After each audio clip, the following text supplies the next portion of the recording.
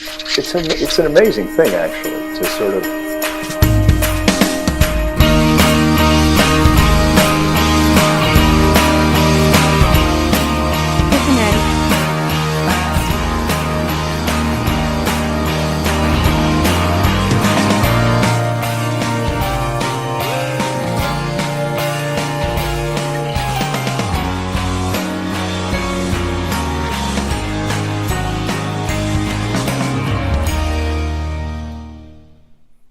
Well, hello, good afternoon, good evening, wherever you're watching this. Boy, that's a different way to open the show instead of just sitting around here talking about wondering if or not we are live streaming. I assume we're live streaming. We have a 30-second buffer there. Maybe you came in the middle of that. I don't know. We'll see when we play it back. But we have a really interesting, exciting, different, unique show tonight. First of all, you might have noticed it's if you're watching this live, it's Wednesday night. This is the first time done this Wednesday night. Usually we're at 9:30 in the morning, and the reason we're Wednesday night, I'm going to go solo my if I can find my audio here, solo, there we go, is because of schedule, trying to coordinate 4 very active filmmakers. We're going to do the making of Shot in the Dark, the Netflix new documentary series. And I found about this, I'm going to unmute this, you guys now. So I found out about this from my son, Max Braverman, who happens to be a sound mixer and musician. And he watched this show on Netflix and said, "Hey, Dad, you got to watch this show. It's all about what you used to do." And these guys, 1 or 2 of them might know that I used to do what they're doing now. But I'll tell them the whole story when we get on here. So before I introduce them, I just want to thank our sponsors very much. Pond 5, who's been very loyal from the beginning, of the world's largest source of video clips, some of which is crowdsourced. A lot is the library that they have. One of you guys' audio is squealing or squeaking back there, wiggling around. So, LumaForge are the filmmakers who are making hard drives now. I had a conversation with Jeff the other day about what kind of editing system they have. He should call up Sam or Patrick over at LumaForge and talk about what their jellyfish can do for them. And we have a new sponsor tonight, Momentous Insurance. A woman named Winnie Wong is my agent at Momentous, and I've used Winnie for many years for production insurance and E&O, and she's always there, and she's terrific. And we'll talk more about them in a little bit. But here are our guests for today. On the upper left, we have the director of the series, Jeff Daniels. And in the upper right, we have Tom Joka. Did I pronounce that right? Your last name, Tom? No, Chuck, but it's okay. It's Jokai. Jokai. It's hard. Nobody pronounces it right. Now let's see how I do with Howard. Raichbrook. Yeah, pretty good. Raichbrook, yeah, not good. bad. So Jeff is the director of this show. And Tom is one of the 3 cameramen that shot this. How many episodes was it? How many hours? 6? 8 episodes. 8 Yeah, episodes. Mm-hmm. And Howard is one of the 3 major stringers that is featured in the show. And for those of you out there who don't know what a stringer is, I don't even know where they got the term. Maybe Howard knows where it comes from, but it's freelance cameramen. So when you turn on the news, especially in the morning, and you see that fire or that chase or that crash or that murder scene or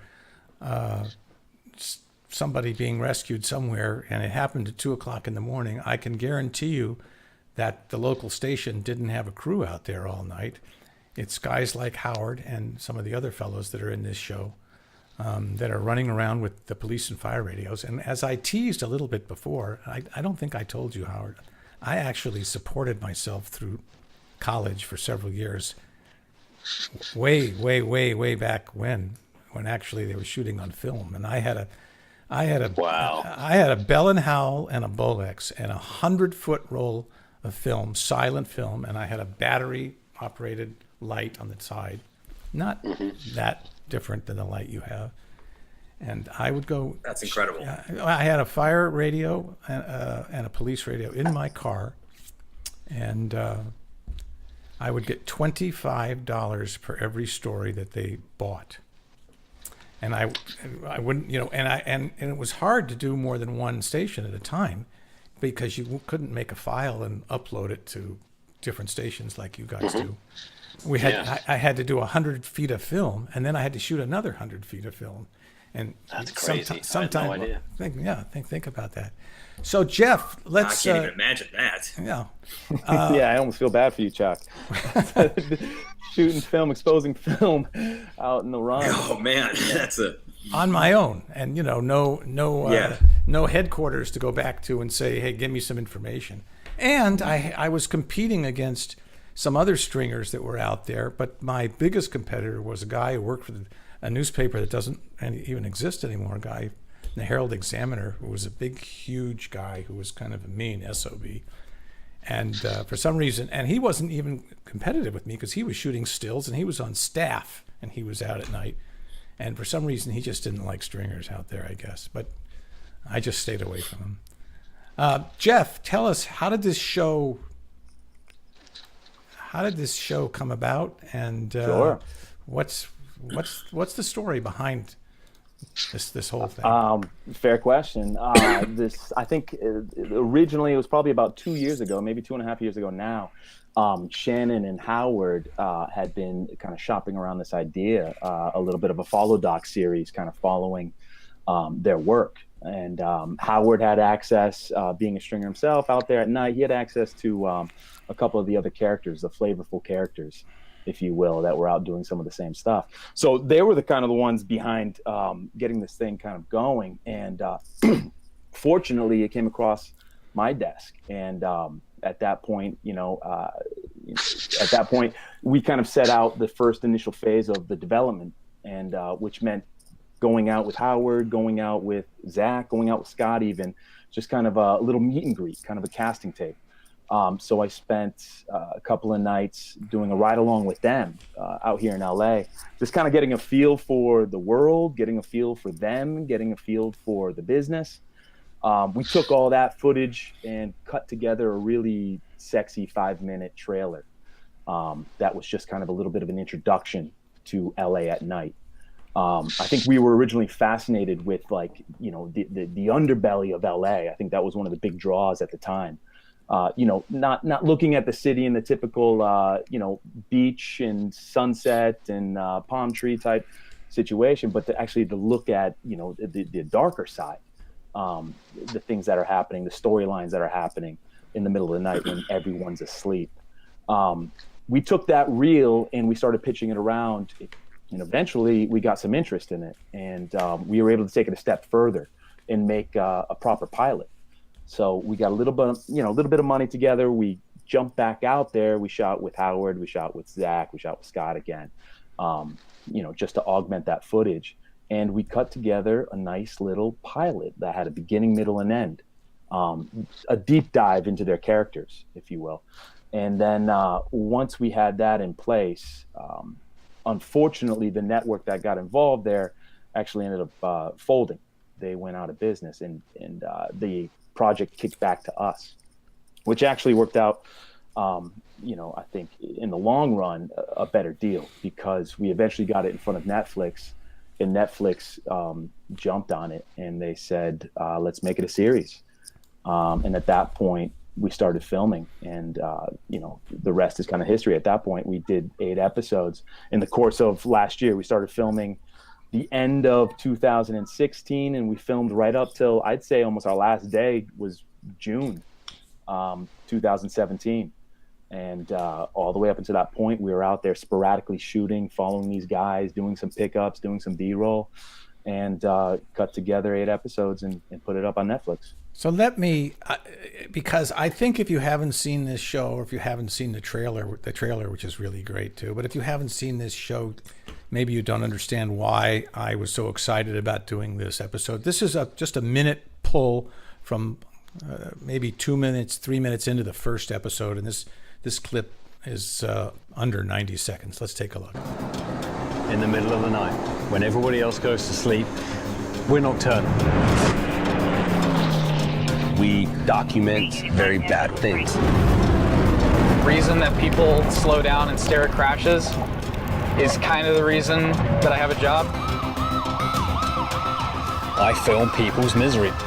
I'm there at the worst time in their lives. And you never hope for someone to die, but it makes a better story. Competition is non-stop. We're all fighting for that one story of the night. The television stations are not going to buy everyone's footage. They're going to pick one photographer who got there first, shot it better, got it in faster and more accurately than the other. There are dollars to be made in this business, but if you don't get your stories on TV, you don't get the dollars. So you need to be bigger and better than your competition. That's how you win the night. This job isn't for everyone. You have to be a little crazy. It gets to you, but I wouldn't have it any other way.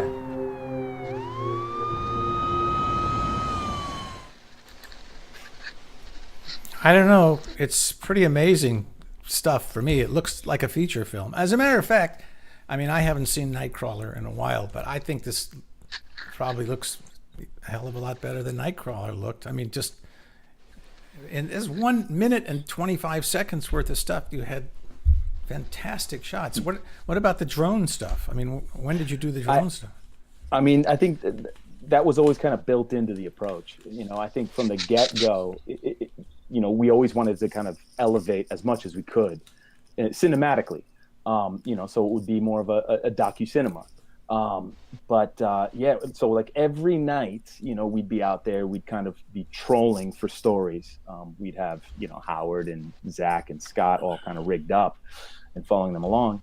And then anytime a kind of a breaking story happened that we kind of knew could work in the piece, in the series, we would make sure we'd go back and get as much B-roll, as much, you know, additional photography to kind of help elevate any of those stories. So yeah, we shot like crazy. So if we weren't out filming or trolling for stories, we were out shooting some B-roll of the city, or shooting some drone shots of the city, you know, time and time again, just building that library so we can tap in throughout the course of the cut.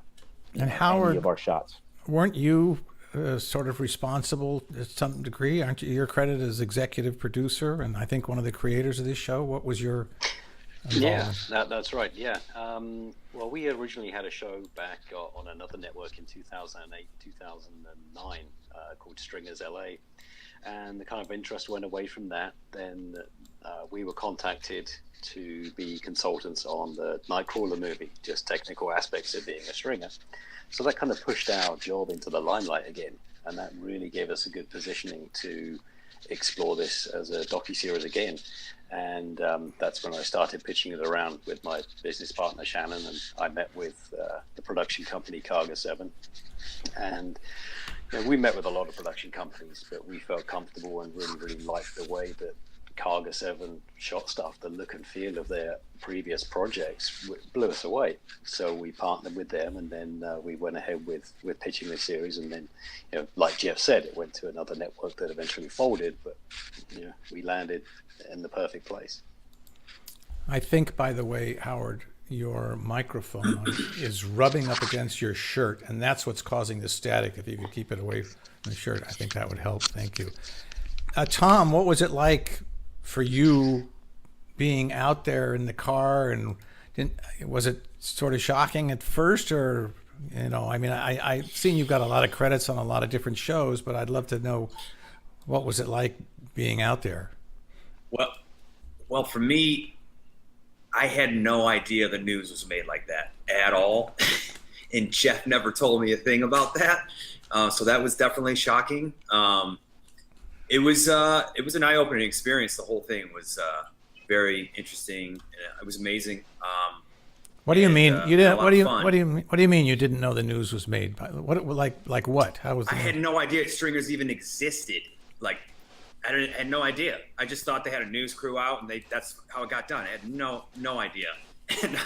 And then I got on this show, and it was an eye-opening experience. but yeah, it was. I learned a lot, which I try to do on every project. But this one was definitely an eye opener. You get to see a lot of different things. I got to see Los Angeles at night. We went everywhere, places I've never even been to. It's a completely different world. So that was amazing. I mean, I'll never forget it. It was, like I said, an eye-opening experience. So it was great. What about all the? Are you looking at me, Jeff, like that? I think it was one of those things where it's like, what was great about Tom is he already has a very cinematic eye. And this wasn't a kind of a typical show where you could just trust a person holding a camera in hope that you get the footage. I think we were in really difficult circumstances where, you had one camera to document, let's say Howard, as he jumps out of his car, goes to a call, and it all happens within 15 minutes. Howard can attest to this. The Not streamers even don't stay 15 there. minutes. And Jeff never told me that is either. luxury. 15 minutes is luxury. So I kind of needed to rely on these guys who had a sense of story, but also who had a very cinematic eye, who could feel comfortable and confident in their framing, in their composition, to kind of tell the story or follow the story as it unfolds in front of them. Make sure they get the cutaways that they kind of need for me to help build the scene. And so I think right away it was sort of like I brought Tom into the office up here and we started watching some of the original trailer and started watching some of the pieces. And I think he was falling in love with it right then and there. And then the first night out there, I probably put him in Scott's car, which is the wildest of all of them, and said, I'll see you back here at 4 a.m. Didn't do Scott didn't tell me anything. Yeah.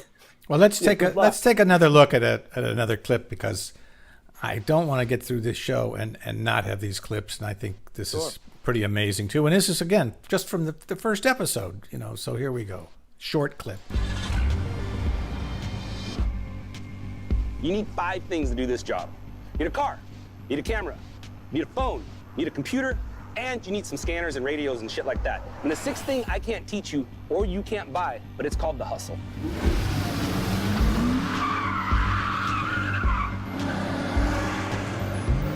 You need the hustle.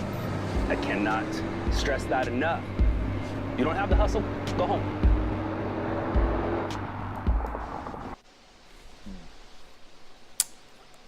Was it scary being in the car? I mean, it's sort of a funny question. I mean, a grown man, but men like to be in control. And if you're sitting there with a camera in the back seat or the front seat and somebody else is doing 90 miles an hour on the freeway, I got one story in relation, and maybe Tom can attest to this too, because he's been out there. But yes, it is. The short answer is it's very scary. You're in the back seat, and half the time you're disoriented. You don't know where you are in the city. You don't know how close you are to a call, how far away you are. You don't know when a turn's coming up. You're sitting in the back seat trying to hold this camera steady, trying to concentrate on your frame, trying to make sure you get the kind of dialogue pieces out of it. But there was this one time.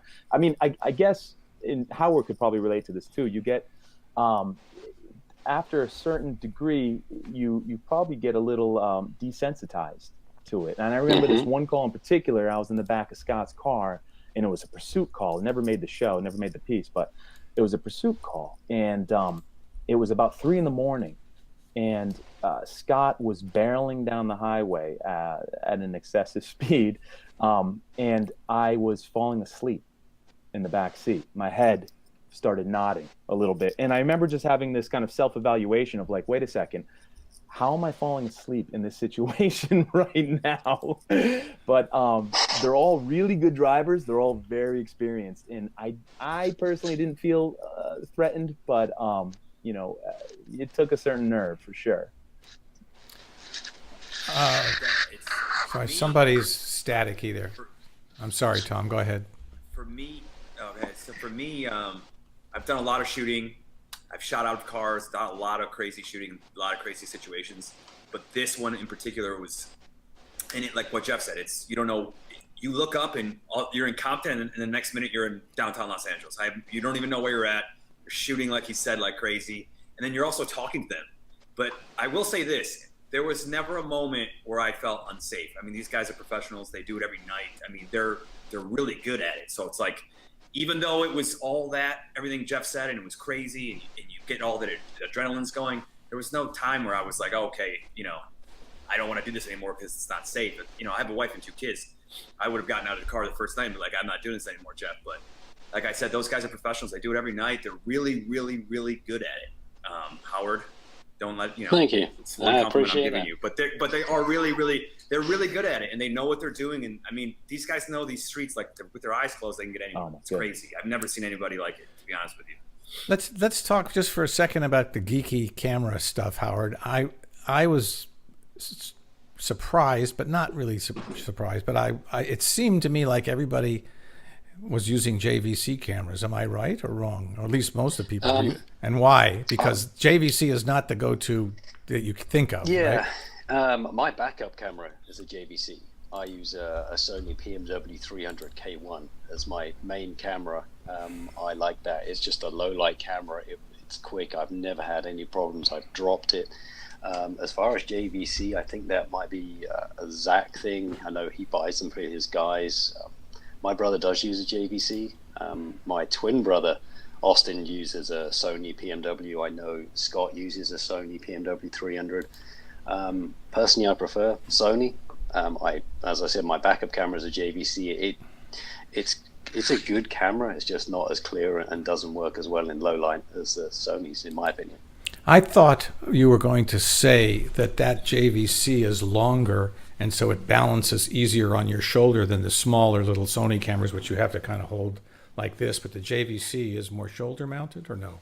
Yeah, I can see what you're saying. I have a shoulder mount for my Sony, so it balances pretty nicely. But I see what you're saying, yeah.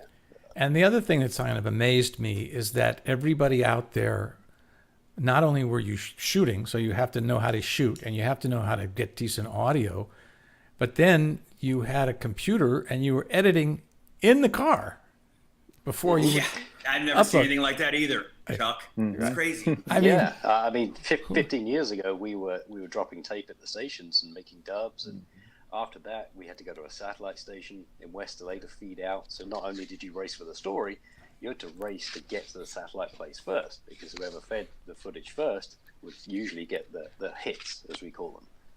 But now, yeah, it's technology. You have to keep up with technology. We can send a story out, edit it. It can be around the world in 15 minutes. What is the technology that you're using? All right, so let's assume you have power and you can cut on a laptop in a car, which you do, obviously. But then how do you upload the file? Even a small file that's 2 or 3 minutes, on a normal hotspot phone. You don't use, a hotspot like this. You must have something that uploads a file much faster, don't you?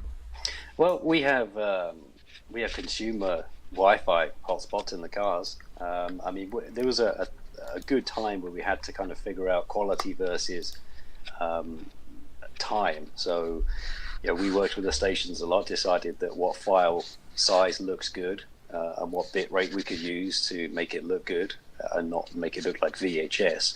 I mean, some of the older stuff that would take forever to send would look like VHS by the time we'd compressed it and converted it to MPEG-2 back in the day. But now we create high-res MPEG-4s, usually a couple of 100 megabytes each. We know where the high-speed internet works best. I mean, there's places in downtown we know there's cross streets in West LA. We know where we get the highest speed uploads. So generally we can find a place very, very quickly and send, a 5-minute piece in a couple of minutes. So it's like a MiFi, just like a MiFi hotspot. It's nothing, no super. Nope, it's a space MiFi thing. Yeah, there's no satellite technology involved or anything like that. What are you cutting on the Premiere? What NLE are you using? I actually use a program called Edius. Wow. It's like Premiere. I've used Premiere. I've used Final Cut. I've used everything in between. But Edius was recommended to me by a union camera guy who shoots for the stations. And it's very simple. We don't do anything. We don't add phase. We don't add graphics. We don't do anything like that.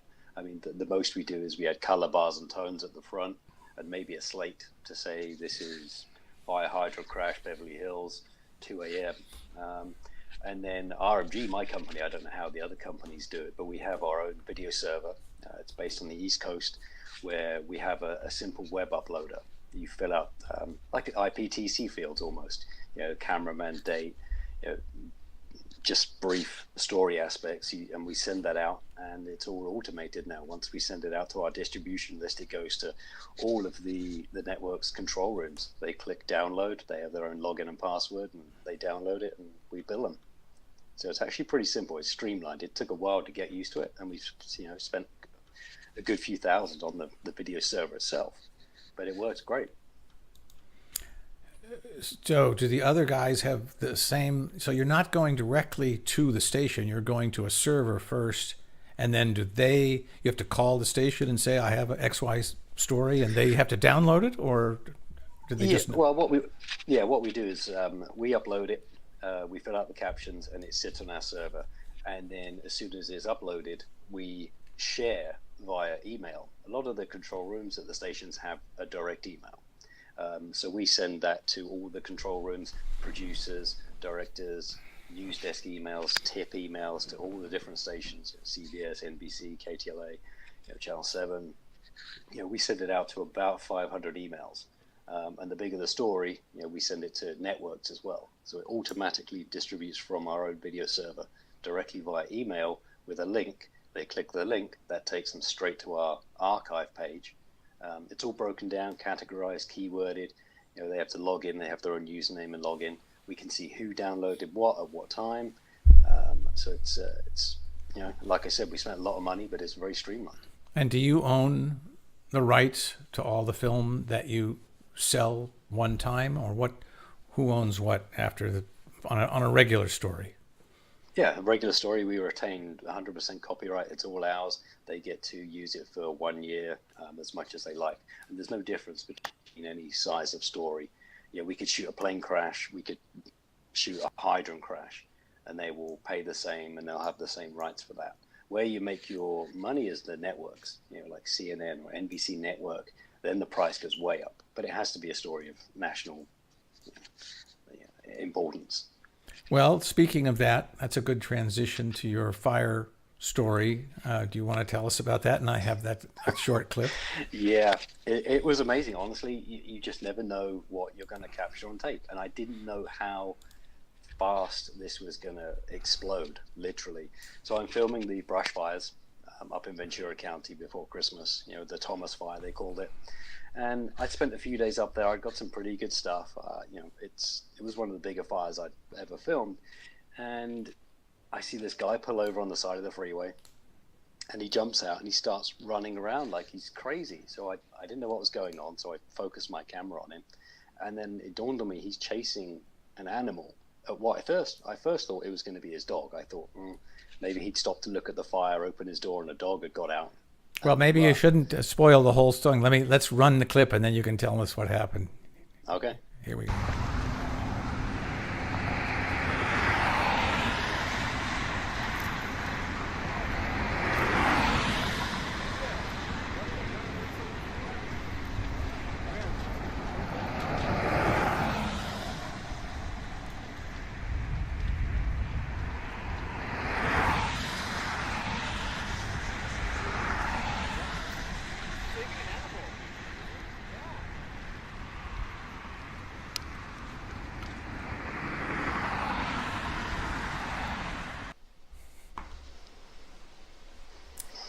Yeah, he saved a rabbit. And was it a nice Christmas present for you? Yeah, you know what? It's funny because I had no idea that was just going to go to. Not only did that go to a national level, that went to an international level. My parents saw it in England. It was everywhere, and I continued my night, and I started getting phone calls, and it's like, man, I'm trying to do my job, but just give me a break. And I guess one of the networks bought it first. I think ABC Network bought it. They tweeted it out to their millions of followers, and it just went viral. It was incredible. I didn't get any sleep that night. And the funny thing was that story. I've been doing this a long time, and I've made some pretty decent money on some big stories. But to date, that story of that rabbit made me more money than I've ever made on any story ever. So I took a few weeks off over Christmas. It was a nice Christmas. So how did it get syndicated where it made that kind of, obviously, can you give us a clue as to what area we're talking about? Because I can tell you, like I said, I think I said earlier, I used to get $25 for a local story, and if it was a big network story, and which I did, I had network stories that I came across. It was $110 or $125. And then I'd never see the film again. Yeah, so obviously local stations, they pay anywhere from $150 to $350, but there's a lot of local stations here. National stations pay between $500 and $1,000. Then you have the entertainment shows, like the Ellen Show and World's Most Amazing Videos. So over time, I'm in tens of thousands of dollars. We're not talking about $5,000, $10,000. We're talking about, a fair bit of money. Some people's yearly salary. And do you do anything? Do you do anything with the footage after the fact, like stock footage? If somebody wants to use this in a show or a documentary, is it available, or do you have to go directly through you, or do you have somebody that you do? No, we actually have a rep. We have a distribution rep in Miami. We have a lot of productions. We've done 108 half-hour episodes using exclusively RMG content. So it's the archive's not just sitting there. We own a lot of other archives too. So, we make money doing that too. Tom, what kind of cameras were you using shooting, and what kind of what were you doing that was different or unique or special? Or you can tell us what your typical setup was there. Yeah. So I was fortunate enough to come on this after Jeff had already shot his trailer, and I believe the pilot, a little bit of that maybe, and they already had a lot of it already dialed in. I just came in and maybe tweaked a couple things, got a couple new frames for them. But basically, the setup was we were shooting on C300s that's what I carried around. And then we would have 3, sometimes 4 mounted cameras on the car for every stringer that we were also in charge of. And then we'd also have a red that we would carry around. And that's where you see all that slow motion footage and all that stuff. So, and then we had a bunch of lenses, a whole lot to pick from, primes, zooms, you name it. But that's pretty much it. I mean, it was C300s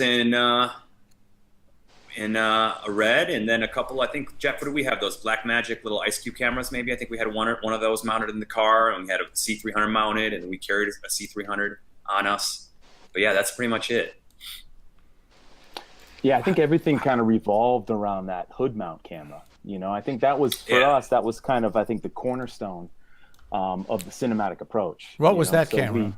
That was the C300. Canon. Yeah, that was the Canon. Yeah. So we would mount that camera with suction cups to the hood of these guys' car and train them up to be comfortable with that, on the front of their car.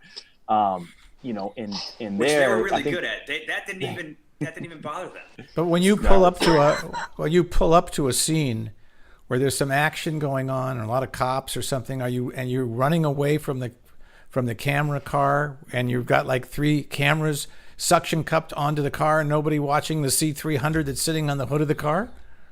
Well, you cross your fingers and hope it's there when you get back. Nobody believes me.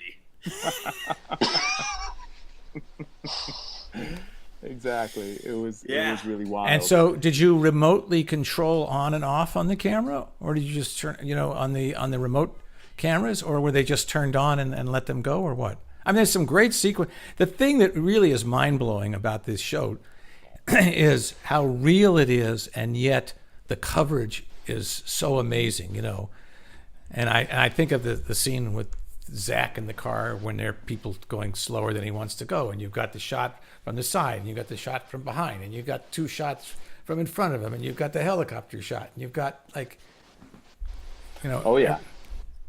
I mean, I think that worked in our favor.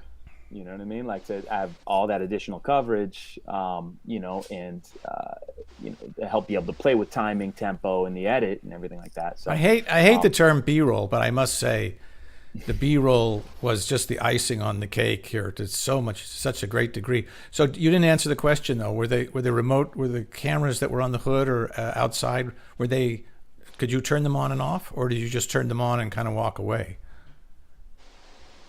The mounted camera, Yeah. C300, the mounted camera on the hood of the car, we ran a wire that we could control to stop and roll, and then the other cameras that were mounted on the inside were also remote controlled, and then everything was handheld.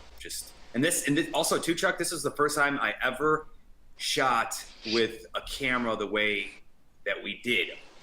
So literally all we had was a C300 and a lens and the lav mic, the transmitter, just Velcro to the top or bongo tied or however we did it. And that was it. And we this is how we're shooting. You know what I mean? No shotgun on shotgun mic, but there was no shoulder pad. There was no shoulder rig set up. We would try to make it as light as we could. Zacuto is going to be very unhappy when they hear that. Yes, they Sorry, are. man. All their stuff's too heavy. But but it was fun. You're able to get so much more that way. Sorry, Jeff. Go ahead. No, it's all right. I mean, but to add to that, in some ways, like just like, and Howard says this a lot, like just like that, his car is his office. We kind of built the car out, that back seat out specifically to be sort of like a control room, and so we would strap a monitor to the back of the headrest of the passenger seat. And that monitor would be feeding footage from the hood mount camera. It'd be feeding footage from the side angle. It'd be feeding footage from the back camera that we'd mount over their shoulder every once in a while. And then as an operator, you could sit in the back seat and you can look at the frame in the front, on the monitor right in front of you, and you could toggle those cameras on and off. Not every minute of the night are exciting things happening. Obviously Howard can attest to this. A lot of this, a lot of their job is sitting in a parking spot and waiting. So we wouldn't be burning, tape or film back in your day, if you will. I would tell the guys, listen, sit there. If something pops up, you toggle those cameras and we're going. So they toggle those cameras, they'd all be rolling and they'd be off. I'm so still everything amazed. was kind of built. Yeah, I'm still amazed that you would get up and walk away from the car with $50,000 worth of cameras sitting on the car. Yeah, in the middle of That's Compton. the wildest thing, Chuck. I'm telling you, man. It's crazy. But here's the thing: we would pull up to a scene. It all happened so fast. And I'll tell you one story. The first thing I've ever did, the first thing I shot with them, I was with Scott. Jeff didn't tell me. Just brief description of the show. I watched the trailer, so I had an idea of what we were doing. The first scene we go to, he was in and out of the car so fast. All I got was a wide shot of him getting out, and then I'm like trying to change the lens, and he's already back in the car, and he's making fun of me. He's like, "What are you doing? We gotta go." I'm like, "What do you mean we gotta go? I didn't even shoot." I'm like, I just got here. So it don't happen so fast. You don't even have time. You don't have time to even think. You gotta just go. You gotta make sure you cross all your T's and dot all your I's with these guys because they're fast and they do it all the time. So it's tricky, but leaving the car there with all the camera stuff, it's not even. You don't even think of it. You gotta go and then I loved also, beside the obvious B-roll and stuff, Jeff, the B-roll, I mean the graphics that you had. Do you want to tell us how that came about? And then I have a short clip. Absolutely. Yeah, the graphics I think were integral because, LA is so massive. In geographically speaking, the city is so spread out. I mean, we have upwards of over 5 million people here. With a lot of geography to cover, a lot of space. So we kind of wanted to give people, and because of the parallel stories that were happening, meaning, the narrative could be in Howard's car at one moment and jump over to Scott's car the next. And because we wanted to all feel like they were still on this game board, we came up with this idea of having a map as a go-to. And, it took a lot of iterations to kind of get that map finally to a spot that we felt like, helped tell the story and helped connect the dots, if you will. Let's take a look at this clip, this short clip, illustrating what you're saying. Everybody has their idea of LA. For me, it was Baywatch. The sun, the sand, and the surf. Famous faces, see celebrities. But as a stringer, you know it completely differently. To us, LA is 508 miles of freeways, connecting 158 cities and 114 neighborhoods, and we cover all of it. Over by the beach on the west side is Santa Monica. For years, the police have encrypted their radios, which means we're never there. Up north is the San Fernando Valley. There's a lot of family homes there and huge wildfires in the summer. And then there's the wealthy Beverly Hills. If anything at all happens here, it's news. And smack in the middle is Hollywood. It's home to the Walk of Fame and the world-famous Hollywood sign. However, most of our stories are from over here, South Los Angeles, where the headlines are more often than not shootings and stabbings. And also downtown, where businesses mix with a vibrant nightlife and street dwellers. And it's also easy access to all the major freeways, so we can get anywhere within minutes. I've never seen LA laid out so clearly, and I think any tourist that comes here should look at that clip to get an idea about how that doesn't even show you how big LA really is, because if you know, when you fly in from the East Coast, you know, it's the last half hour is wall-to-wall city, practically. But I think that was great. Now, you also told me that you had GPSs in the car, which is amazing. That A, that you thought of that. B, I'm sort of surprised because I assumed when I saw the maps and Howard is over here and someone else is over here and the accident and they're coming together. I thought you probably just made this all up after the fact. But tell me about what actually happened. Well, again, because geography was so important to them, to their stories, to the show. It, also helps with the dramatic storytelling. Like if Howard's right there next to an accident, but Zach is close, it helps with them as they jockey to get to the story. But we, from the early stages, when I first did that ride along that I was talking about earlier with them, my biggest problem at the time of shooting that was the disorientation I felt in the back seat. So here I am trying to figure out the story or figure out where Howard's going, but I just couldn't tell where I was.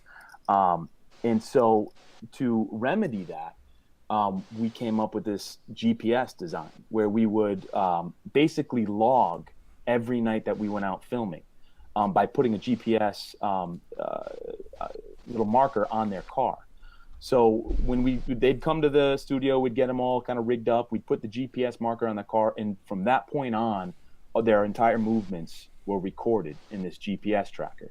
And we would take that information afterwards, download it, synthesize it, and generate a really crude map of LA that would follow them in real time with the video picture that someone like Tom captured. So I could see I could see where, Tom's interviewing Howard maybe in the back seat, and I could see that they were over at La Cienega, cruising down over the hill. And we use that information to then reverse engineer some of those scenes. So we would get the additional B-roll of their car in location-specific areas. So if it is La Cienega and they're passing by some of the oil, structures, I would see it on a GPS map, and I'd go back to that same area and get a couple of B-roll shots of Howard's car zooming by up and down the street. And that way it kept the continuity between the lighting that's inside of them, between the color temperatures that are going on. It was for us, it was a big deal. And then we would obviously take that information afterwards and model our graphics around them. Tell me one more time, how many nights of shooting roughly do you think there was, or over what period of time, or how many total days or something to give a clue as to how many days you shot? So if you had 3 crews every night or 4 crews? 3 crews every night. We had 3 crews every night. How many nights roughly? It was sporadic. This wasn't a shoot where we could just go out and shoot it 4 weeks in a row and have all the content that we needed to cut something together. We sprinkled it over a period of time. We would do maybe 3 nights of verite work in a given week. And that started just before the year was over in November, and we sprinkled those shoot days all the way up till about April. And we had I'd say we had over 45 shoot days with that setup. But then in the meantime, Tommy and I would go out and shoot a night of B-roll. Those I wouldn't really count as shoot days, but we did a certain amount of those where we would go out and we would just shoot the city. Did you find, as I'm sure Howard has some good stories, but did you find some of the nights that you didn't go out? Oh yeah. All kinds of stuff was happening, and why weren't we there? Yeah, it was. Yeah, we call it the curse of the ride along.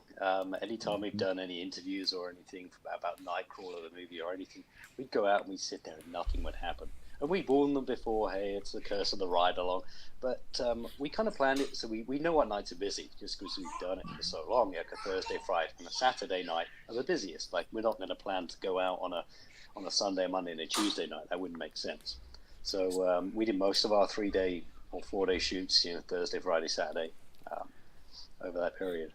So there's a sequence at the end of the first episode, which is pretty amazing. And I know this is your brother, who was Austin, yeah, who pulled over. To me, it didn't make any sense at all. I mean, I don't know what he was thinking. It was just a car that was pulled over on the side. But before I spoil it, let's take a look at it, and then we can discuss what it was.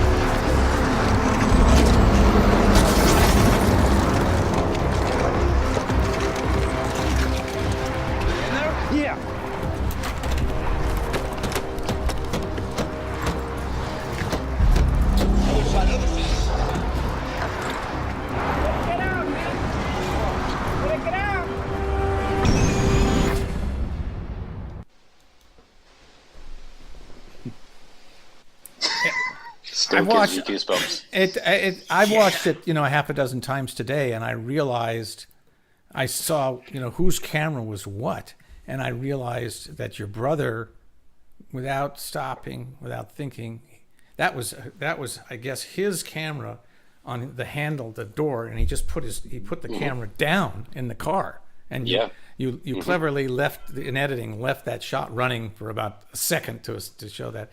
And then who was the camera? Was it you, Tom, or was it someone else? No, that was Big Clint. That was Clint. So he went across the street. Yeah, but I mean, and then of course I don't want to give away too much in the show, but I know that had an incredible effect on your brother, and it did, yeah. I mean, it still does today. I mean, it's not every day you get to see that stuff. I mean, we see a lot of things, of course, but to go from being a cameraman and an observer to somebody that actually saves this guy's life, it definitely affected him. And I knew instantly. I mean, this was real. This wasn't something for the show. It wasn't set up or anything like that. And he phones me, and I can tell instantly his voice is crackling and something's going on. Just an amazing amount of courage to do that. And he's got a couple of awards. He's got another one coming up, a huge award for doing that. So it's not many people would do that, but yeah, he put his camera down, stopped working, and turned into a rescuer. So that sort of brings me around to Nightcrawler, which you were a consultant on, weren't you? Mm-hmm. What? Yeah, we consulted, yeah. And I haven't seen the movie recently. I saw it when it first came out. I'm a huge fan of Jake Gyllenhaal's, and I go see everything he's in. But it portrayed the Stringer as a sort of a creepy guy, to say the least, right? I don't know. It did, it did, and that's one of the concerns we had going into the Nightcrawler. It's like, okay, well, we're not creepy, but they wanted to allow some creative license to have this guy do some awful things. And It there, was and fun. then, It was fun to work and by contrast, there's the shot of your brother putting his camera down, which obviously, was the right thing to do.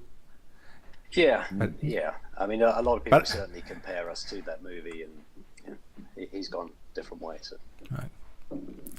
Well, guys, I want to say thanks very much for spending the time here.